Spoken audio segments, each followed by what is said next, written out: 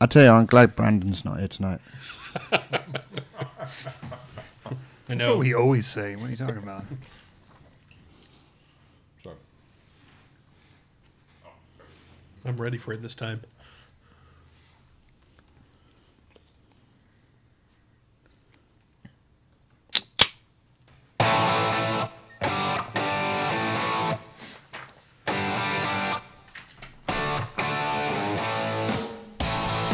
Welcome back to Come and Brew It Radio, coming to you from Texas Brewing, Inc. in Haltom City, Texas. You can find us on the web at txbrewing.com, and be sure to follow us on Facebook and share with your friends. In this episode, we have Ross Hughes, the brewing sales executive for the U.S. Midwest region for Muntons Malting Company. Most of you know Muntons, but for those of you who don't, they are a leading global player in the supply of malts, malt extracts, flours, flakes, and many other malted ingredients relevant to the food and beverage industry. In addition, Muntons also manufactures an extensive range of beer, wine, and cider making kits, which are also sold globally. Tonight, we're going to discuss the company and some of its products, and with a bit of a focus on the malts. Before we get started, please be sure to check out our Patreon account to help support the show. Every little bit counts, and if you visit patreon.com/Come and Brew It Radio, we have a variety of options for you to help keep the show going, get involved, and improve it. I'm Nigel. I'm Greg. I'm Chris. And I'm Stubby. Thanks for listening. Yay. One take, guys. Who needs Brandon, right? Yeah. I agree. Getting voted off the island. Only kidding, Brandon. Come back. We love you. I hope he's watching, Yeah, Brandon's out tonight because, so we can talk a lot of shit. Oh, he is watching, but he's too sick to respond. Probably got so. the flu funk this week, yeah. Everybody's getting that down here. It's the flu apocalypse. Just ask Greg the Time of difficult year. questions, okay? Yeah, or not, whatever. So we're live out there in Facebook land. So if you guys have any questions, make sure to ask questions a lot. For you guys that don't know or listen regularly on our podcast, it looks like the live feed is hung up for some reason. There it goes. That goes. But I'm not exactly sure what that was all about. But anyhow, if you guys have questions, you can always log in on Friday nights, usually around 8, 9 o'clock. Yeah. Ish, Yeah. roughly. We say 7:30 Central Standard Yeah, so Prime time-ish. so anyway, we're on, so you guys can always log on, ask questions. We like for you to ask questions that are relevant to the show. So if you could do that, that'd be great too. So anyway, we had a lot of recent happenings this week. A lot of Last crazy couple, stuff yeah. in the beer industry going on. So I know it's not really necessarily homebrew related, but it is. You know, usual interest for beer drinkers and whatnot. Exactly. Like the standard craft brewery problems that tend to go on now. That what have Stubby said this many times is the issue that things are not going to be working quite as well now that there's a overabundance of craft breweries in the country. So Yeah. This what we have this past week and a half, we're hearing about Olde Saratoga and Mendocino going under, and Smuttynose basically doing everything they can to dance around the fact that they're going bankrupt and they want to sell the place. Is that the one that's going to auction? Yeah. Okay. Yeah. And I think Olde Saratoga and Mendocino were just straight up closing their doors, right, Stubby? I don't know. I didn't read the article.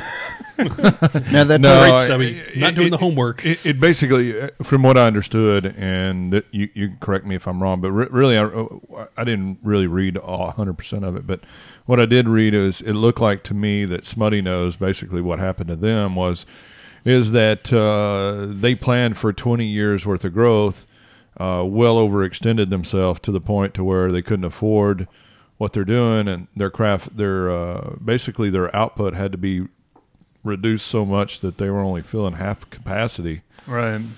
of their new place. So, well, I mean, hey, you got all of this beer capacity that you're paying for, but you're not putting the beer out. You're going to go tits up.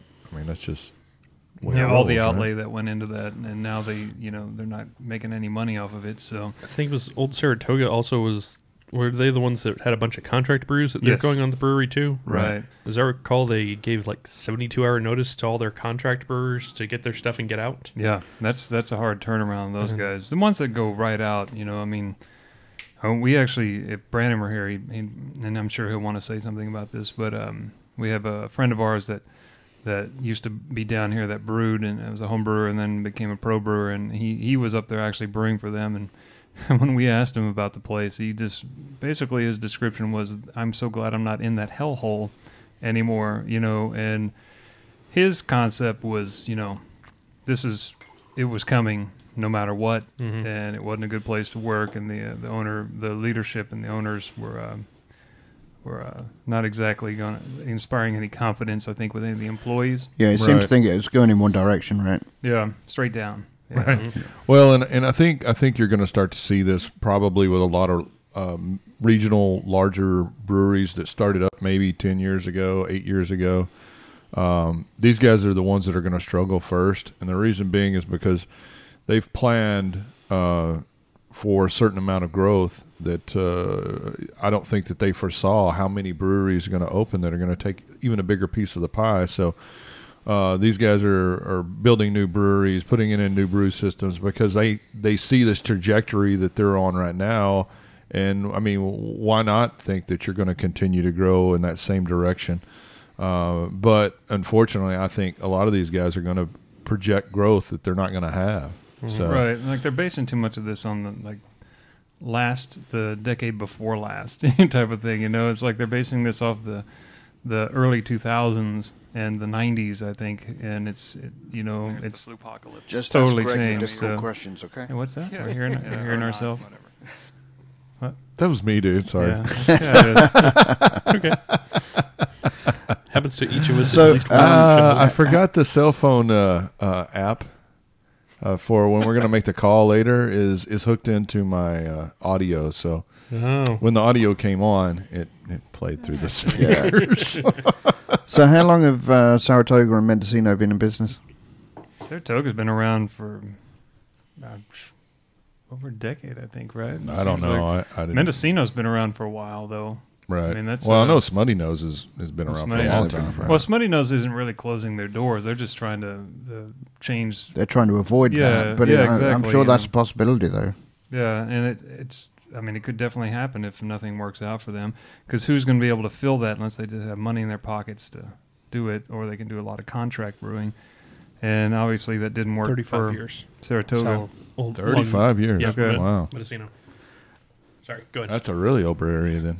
Well, Mendocino's for a long time. Yeah, that one did surprise me to see that one going.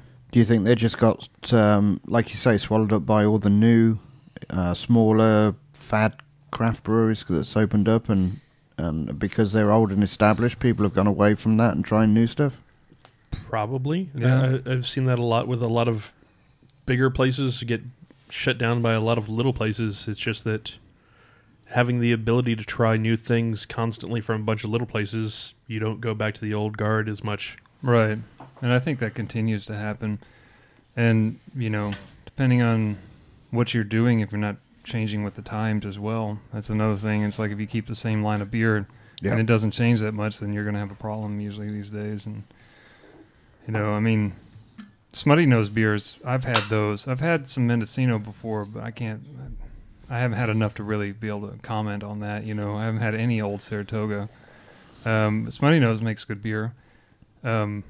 Outstanding, I wouldn't say anything's outstanding. It's decent, across the board. There's a reason that it was going outside of its region,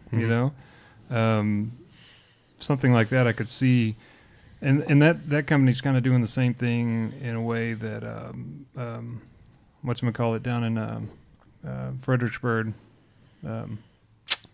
Pedernales, yeah. They're, they want to sell a brand. They want you to take the brand and keep running with it. Yeah. But it's like, is that going to be successful for these companies? I mean, they can run off a name. Smuttynose has got more of a name to run off of than something like Pedernales. But, even still, they have good beers. They have good whatever. It's just overextended. And for a lot of these they're places, trying to save a business, It's probably going to have to be, for a lot of the little places, they have to be a destination in addition to being a place to hang out after work. Right. And have to have good beers that are going to just get old after a while. Right. So, I mean, we'll see, where that goes. I think that you're going to see more and more of this happening. And when you see this many happen at one short period of time, you're going to see a lot more of it happening in the long run because, I mean, shit's happening. Yeah. And And when you get so many little guys and they're dragging the market down for the bigger guys that used to have free reign, that's just the way it's going to go. Everybody's going to have to change their business policy and their planning for how to deal with this stuff. So just like how the housing market went and the tech bubble and everything else, people kept seeing only growth and not planning for any day that they won't have growth. Right, exactly. You know, think of how many companies went under for that. So yeah, right. That fed off of it. Yeah. You'd have thought, though, if, you know, back in 08 to 010, back 08 to 2010, you know. It's still you technically 010. 010, yeah. You get through the rocky downturn, you think you've come out of it the other side, you're going to be set, especially somebody that's like been around for 20, 30 years. Right. It just goes to show you're never always safe. No. Whose beer is this right here? Not mine. Oh. I'm not drinking in this flu Probably season. Daggum. Excuse me. Smell it. Is it hoppy? I don't know, but I'm just saying that I didn't drink. It's not mine. It's got alcohol in it. It'll be fine. It's daggum, but yeah, That's the mild in there. oh, Stubby has joined us at the table. Evidently, we're having some live feed problems because it's like lagging. Yeah, it's pretty choppy. It's stupid. But you Oh, know, and I hear the sound again. Yeah. So I don't know what's going on tonight. So we're sorry, Facebook land. It's really screwing up tonight. this may be a terrible episode, but it's okay. No, it's not going to be a terrible episode. It's just you may not get to see it until you listen to it. Damn it, Brandon. So anyway, it is Brandon's fault. It's definitely Brandon's fault. So one more thing on the recent happenings though was unrelated to the other things was they had a call out from Grainfather saying with the controllers are having some issues where were they burning out the well, basically, from what I understand, basically what happened, you know, so great. We evidently you can't hear me out there. So, one second. Well, what was happening with them is that the controllers were melting some of the plugs. Right. And what they found from their testing was that people were not making sure they were completely seated in there. Yes. So if they were only half seated, they were causing some issue with it and melting plugs. Some arcing. Some arcing, something happening with it. Right. And so there's a warning to you if you haven't received any kind of notification outright and we're getting to you first, then pay attention to the I don't know what's happening. I don't know either. Basically, if you have a Grainfather, make sure all your plugs are plugged in all the way. Make sure all your plugs are tight and connected, pushed in, or else you will possibly lose your tool. Yeah. Uh-oh. Losing your tool. Not like break that. your tool.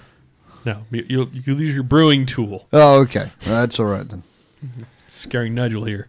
So what's happening? Lots of crap. I see. Behind the scenes crap. We're also trying to break in a new producer to help us out. Yeah, so it's all Eric's fault then. Is that it? Eric is helping us out tonight, so we're going to teach him how to do this stuff. So maybe it'll run a little smoother. Eric broke it. Anyway, so I think this is a great way to segue into, basically what we're going to be talking about tonight is.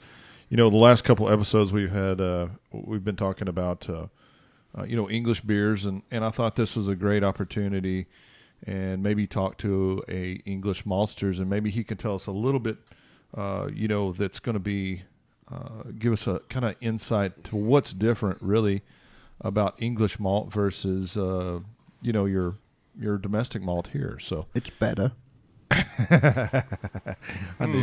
Somehow I knew you were going to say that. Even though he's an American now, he still he still prefers his homeland. Yeah, we have Ross Hughes. I suppose it's not appropriate to say I go both ways, is it? Well, you can say that as much as you want. You're just telling everybody else. Depends on what you're doing later. Whoa! No, I'm busy. Then it's fine. But yeah, we have Ross Hughes. He's a brewing sales executive for the U.S. Midwest region for Muntons Malting Company, and he was glad to get in touch with us. And he's a beer enthusiast, so he was glad to get in touch with us, and just kind of have a discussion about the company. And hold on a second, as we it's in the group chat, Stubby. Yeah, we're trying to get a hold. We're going to be calling him up real quick, so we're hoping that we don't have any technical issues with that. We tested it out all I got to earlier. say is I'm glad that this isn't going live very well. So we're having all kind of issues. Y'all Can can you talk. see the Y'all number? can continue to Yeah. talk. I mean, Well, we just want to see you suffer. Yeah, we're basically gonna have a call with him, and then Here, use the magnifying glass. he's gonna tell us a little bit more about the company and what they're up to right now. Have some discussion about some of the malts that are their primary. I mean, Muntons. You think about things like a Maris Otter, the pale ale malt, things like that. Some of the differences between those, and then one of the good things too is have a discussion about a difference between UK version of crystal caramel malts and the American version, which we've kind of touched on that here and there, and we kind of touched on that a little bit during our discussion with Nigel about the beers he brought back, which is another reason that Nigel's in here tonight. We thought we'd have two residents or former residents that are probably pretty familiar with all the beers in the country that they can I just maybe figured bounce some stuff. I just figured it was to be an interpreter. Well, there's that too. Yeah. Just in case, because I haven't actually met Ross, so Right. Although he's based over here, so he's probably more American than I am. he might be at this point. Well, it depends on which I one don't of you's been here longer and which one's been watching more American TV. I mean, Nigel now has a big truck. He wears boots with spurs and a cowboy hat most of the time. And when I walked in, he greeted me with howdy. And assless chaps. Well, you wore those when you got here. Yes, that's true. That's Assless a British thing, I think, with spankings and. Something about tools. I'm not saying anything that may incriminate myself any further. Any further? You have his number? Did you get it? yeah, I think so. You ready to call him? Yeah, let's call him. Okay. Hopefully this works. Jesus. I'm sure he's waiting for us. So. He's watching the Facebook Live going, how do I These dodge guys. calls? Yeah. Maybe I won't answer. Ignore. Swipe left. Oh man, I got clients calling me right now and texting me stuff. I'll tell him to screw up. I know, right? This is after hours, sir. Here we go. Yeah, hopefully it works. We can hear the ringing. This is Ross. Hey Ross, this is Stubby at Texas Brewing. How you doing, bud? Yeah, good. How you doing, Brendan? Can you hear me? Yeah, you're good. Okay, fantastic. Well, welcome to the show, man. Hey, good. How are you guys doing? I'm doing great. I'm doing Good, great. Ross. This is Greg. Nice to meet you. How you doing, Greg? This is Chris. Nice to meet you. And Great. And then you got your resident Brit on this evening? yes, we do. Excellent. And this is Nigel. Yeah. So, Ross, where are you from, bud? Originally from the south coast of England, a little county called Sussex, just sort of south of London. As you go south, just hit the coast, and that's me. So, yeah, from a seaside town. Awesome. Yeah. So, Nigel, you're from Peterborough, I'm right? from Peterborough, yep. I see. No, okay, he's almost directly north of London, so there you go. Yeah, that's it. 80 miles north. Yeah, perfect. Awesome. Ross, it was real. I thought it was a great opportunity because our last two shows we really got in depth in two different types of English styles that I guess a lot of people don't really are familiar with or don't get have an opportunity to drink here in the United States. So I always think it's a great topic because I think it adds some more variety to the craft landscape in comparison to what we have available here in the United States. So I think that this is a topic that I think that everybody or anybody that's in craft beer should explore maybe English styles a little more, and that's why we really try to break them down and really talk about them because I think they're often overlooked, and I think they're great, easy to drink, and have a lot of flavor, low in alcohol, so you can drink more. So we thought it would be a great opportunity to kind of segue into the malt and talk to you a little bit about the differences and maybe you can tell us some more differences about what English malt is versus how they do things here domestically.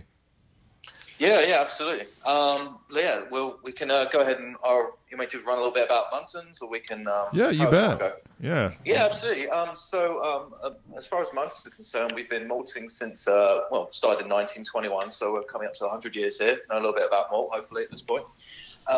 We at this point we are we distribute to about 76 different countries. We have a range of malt products. So just to back up a little bit, we have malt on the food side, malt, grain malt, as you guys are very familiar with, for the brewers and distillers. So we're a malt to the core, and we have the grain malt, the spray malt, dry DME as we call it here, and the liquid malt, the liquid malt extracts. So yeah, we're kind of worldwide company. In terms of the US, we formed the company. I think we've been distributing to America for quite some time. But the actual American sort of company side of things was formed in 2009. In Seattle, and then we moved our head office actually to Chicago, somewhere a little more central in the country, into 2016. So I've been with the company since last August. I was a home brewer prior to that. Okay, fantastic. I've been homebrewing about 6 years, so I'm always love talking to homebrewers like you guys and getting your feedback and experiences. I think that's part of the magic of the hobby, really, is talking to people about their experiences, how they're set up, learning from each other. I mean, I think that's just it's a core part of the hobby and the camaraderie. So how long have you lived here in the United States now? So I've lived here about 10 years. I'm based in Bloomington, Indiana. Okay. So that's, for those who don't know, it's about an hour south of Indianapolis. Home of Indiana University. So just moved here straight after college and been here, Bloomington here ever since. Yeah, well, Nigel's been here, what, 10 years? 15 now. 15 now. Yeah, 15. There you go. Yep. Yeah, there's no getting rid of me now. Yeah, they got my citizenship a few years ago, so there's no kicking me out. So. Yeah, same with me. They're stuck with me, whether they like it or not. Yeah, too bad. Sorry, just one more thing about the geography of Muntons too. So so we're based out of Stowmarket. Probably not people going over that. That's in Suffolk, which is really the heart of one of the agricultural hearts of England, and that's as a general guide, it's about 100 miles northeast of London. And then we also have another facility come on the northeast, another sort of malting plant on the northeast part of the country in Bridlington. What's the nearest place to that? Probably. It's not going to mean much to you, but it's kind of where you hit Manchester, if you went to Liverpool, that is, and you kind of keep going east and hit the coastline. That's probably about the best way I can describe it. It's grim up there. It's not good. But, yeah. And between those two facilities, we make about 195,000 metric tons of malt per year. So, wow, that's a lot. You know, and I was worried at first that I thought you might be Scottish, and then you and Nigel would have had to fight on the air. But. Oh yeah, right. Skype fight. Skype fight. When you say 195 metric tons, is that just the regular malts, or does that include the DME and LMEs as well? Yeah, that includes everything that will then be processed and then distributed out to the various other formats. That's a lot. Yeah, we're output it. I mean, we work with companies in terms of on the food side, GE, not GE, that's another trick company, GM Food. Okay, they own a lot. Yeah, true. And then on the beer side, I mean, we're working with people like Diageo, Heineken, Carlsberg. So on the beer side, sorry. Yeah, so. That's a question that I'd like to ask as well. Do you mainly use malt from the UK, or do you get it from other European countries as well? No, it's all sourced locally. Yeah, big part of Muntons also is the sort of sustainability. We're working with local farmers, keeping our carbon footprint low, and kind of making sure it's non-GMO grain and all that kind of good stuff. So yeah, that's kind of important to us in terms of keeping our waste low and like I say, the carbon footprint low. Yeah, as Russ said, the area that Stowmarket's in on the east side of the country, big agricultural part of the country, lots and lots and lots of barley grown, and plenty to choose from locally. Yeah, absolutely. Yeah, really mix things, and obviously that helps in terms of us processing the product and all that good stuff. Kind of like the hot region, growing region up in in the west coast there. It's right. It's all in the thick of things up there in sort of Washington and Yakima Valley, and that's where all the hot processing is for obvious reasons. Mm-hmm. Sure. So I think a good starting point maybe for our listeners. I think most American homebrewers are probably pretty familiar with Maris Otter, but how maybe you can tell us some of the differences and similarities between maybe like a Maris Otter and maybe your pale malt, or Yeah. I mean, how do you differentiate those? Yeah, I mean, at the end of the day, Maris Otter is a pale malt as far as we're concerned. I think it's become its own thing at this point. It's come gathered itself a bit of a reputation, and so we have our pale ale malt called Prepino. Well, nobody goes around saying I've got 100% Prepino, and that nobody's not really going to know what he's talking about. So it's got to this point where it's got that reputation and name for itself. It's called a heritage variety. It's been going for about over 50 years now. And I think there's a reason they kept it around. It was actually due to disappear in the 80s. It was kind of on the decline. As more barley varieties come out, they end up they end up being high yield, and farmers were able to grow them cheaper, and Sure. therefore the bigger beer, and then with that, the bigger beer companies were obviously going for the cheaper barley, and so it's just a really small sort of segment of craft brewers and perhaps more niche brewers that kept supporting Maris Otter for its flavour and willing to pay a premium for it. So in the end, and then the 90s, they kind of standardised barley a little more, and really helped make sure people understood quality, and with that, they were able to ensure farmers got a good premium for the product, and obviously that encouraged people to keep growing it as well.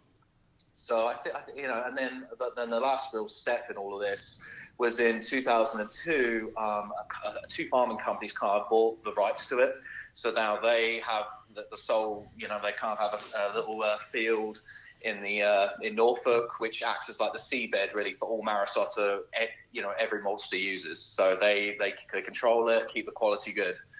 Okay. So yeah, I mean, I think at this point it's just something that's been kept around, and I think hopefully there's a good reason it's been kept around. I mean, what's your guys' opinion on it? I mean, do you feel like? Well, I think it makes a difference?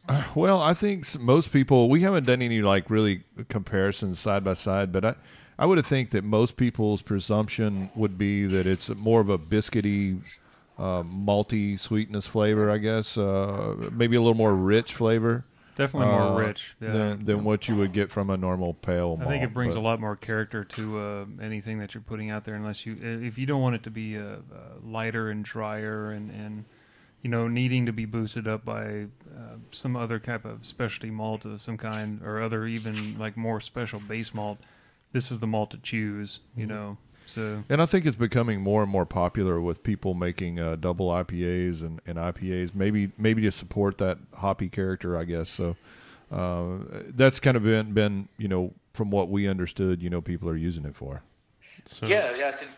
Sorry, go ahead. So people are using it as instead of adding a bunch of other grains, they're using a base of. Well, they're using the Maris Maris Otter. Otter. The Maris Otter is a base grain, less caramel, but it's you're just not going to have all of that. It just adds more flavor, complexity to the overall grain bill. Wouldn't you say, Ross? Yeah, I mean, I'd say so. I mean, I think it's probably a little easier to do a smash beer with that than, perhaps, a sort of American two-row varietal in terms of, getting a bit more flavor out of it. Yeah, it's interesting what you were saying about the adding it to IPAs. I just spoke to one of the local brewers, just kind of chatting, and he said he puts about 20% of the grist is Maris Otter. So I think maybe for him it's trying to differentiate himself a little bit, give him serve just a complete hop vessel. So maybe it's a tool for brewers to kind of just help separate themselves out from the pack a little bit. Of course, the hop character is always going to be key and know how to manipulate that. But maybe just maybe that's a tactic going forward. One of the things that we found really interesting was not this show, but the show before. We were doing the British Golden Ales, which I guess is relatively new style, I guess, a description. And what we noticed that a lot of these were, to me, they were very similar to like a German Pilsner almost, and light in color, light and crisp, and noble hop varieties a lot of the time, and maybe even some American varieties thrown in in the finish. But we noticed that like a lot of these guys were saying they were using maybe Pils malt and then 25% Maris Otter to the grain bill. I guess that would be just to give it a little more flavor, along with that kind of hoppy brightness, that these particular style of beers had. Yeah, I think so. Yeah, my probably my theory is then they're going to want to dive up that malt character, let those hops shine a little more. It's kind of like our, I guess it's not quite our IPA because we have an English IPA, but of course it's not. It should be using English malt and English hops. But yeah, I guess it's kind of our solution to like a conventional American pale ale, black, right? A little bit. Yeah, it's kind of a mix in it between a Pils and an American pale and a even a lager. But I think British Two-Row just gives a little bit more depth to what is typically a simplistic beer. English recipes are normally pretty straightforward, but I think it's the Two-Row that gives it a little bit more depth. You mean the Maris cider? Yeah, well, the English base malt, whether it be pale or Marisado or Golden Promise or whatever it may be. Well, and you can maybe help us with this too, Ross. Is a lot of the guys I've heard some people use the Maris for a bitter, but then I've heard other people say it's kind of overpowering and it's better to use pale malt for something like that. But I didn't know if you had an opinion on that. I think especially we got that sort of like crystal malt coming through. I think you can definitely get away with a bit more of just a sort of standard English pale ale malt. In our case, it would be Peppino. Interesting enough, we actually sell to our craft brewer side a 50-50 mix. I think we could probably sell it to home brewers too, sure. But pretty much demand. But yeah, so that's an interesting concept I haven't played about with either. Just doing like a 50-50 base, so you get kind of like a little bit of depth of character, but then with that Peppino English pale malt, you'll get a little more residual sweetness. I think it leaves a little more cereal, a little more grainy as you'd expect in American Two-Row. Right. So that's where I see those two separating out. It definitely does lean sweeter. I think the Maris Otter is definitely a little drier. Tends to finish out a little drier, and the Peppino also has a little bit more extract too. So it will, probably will have just a tad more extract too. So you should be able to get a little more OG out of it. Awesome. Yeah, that's some of the things that we've often found that, and I think the home brewers are becoming a lot more educated when it comes to differences between maltsters and even where they come from, because I think they all have different flavors, and I always like to see people try to step outside the box a little bit and try some new things. And one of the things that I think is dramatically different, in my opinion, is English crystal malts versus domestic here in the United States. I think they're, and maybe you can tell us a little bit about why they're different and how they're different, and maybe even in the way they're made. I think. Yeah, I think some of the US folks are perhaps using the similar techniques to the English. So our crystal malts, all crystal malts are caramel malts, but not all caramel malts are crystal malts. So where it starts to get separated out is you've kind of stewed that malt, you've kind of got that saccharification sort of mashed in the husk, effect. And then at that point, so the caramel malt will generally be kilned. So it's over a kiln, it will be over a lower temperature, and for a sort of longer period of time. And so with the UK caramel crystal malt, the history behind that is how we got to think about how we got black patent malt. We got it's using a roaster. It's a high temperature vessel.